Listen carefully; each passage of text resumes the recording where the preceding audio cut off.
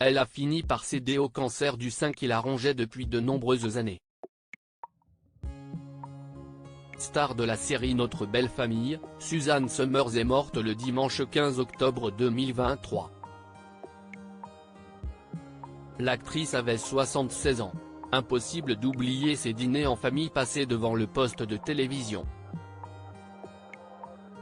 Au début des années 1990, CIST la série Notre belle famille qui rythmait les soupers. Aujourd'hui, l'humeur est plus morose face à cette triste nouvelle. Suzanne Somers, mère adorée de la sitcom qui incarnait Carol, est morte le dimanche 15 octobre 2023.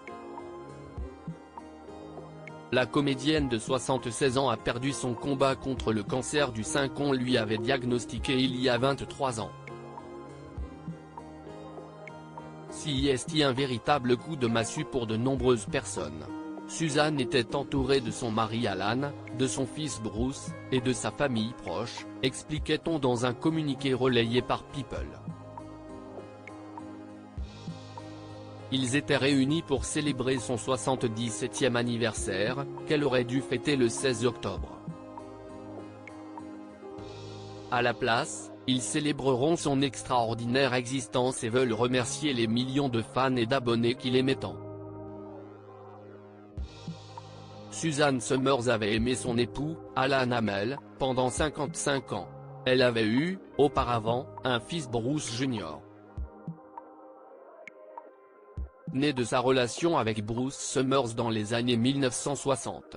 Elle était une amie, une épouse, une sœur, une fille, une artiste, une icône et une légende, écrit Bruce Jr.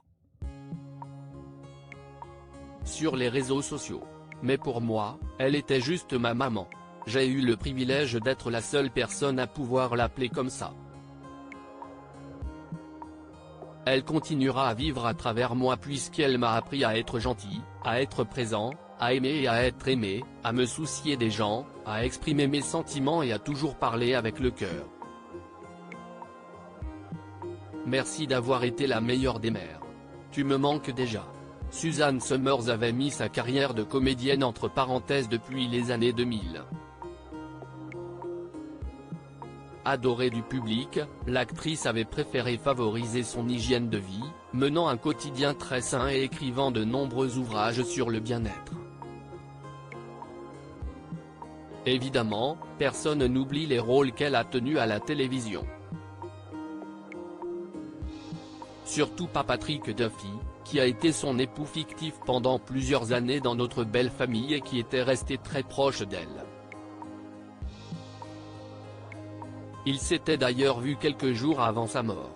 Comme tous les gens qui la connaissaient, j'ai été assommé par cette nouvelle, admet-il. Pendant un court moment, j'ai refusé d'y croire.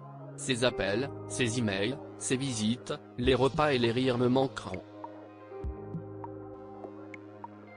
Je ne suis certainement pas seul à rêver d'un dernier face-à-face avec elle.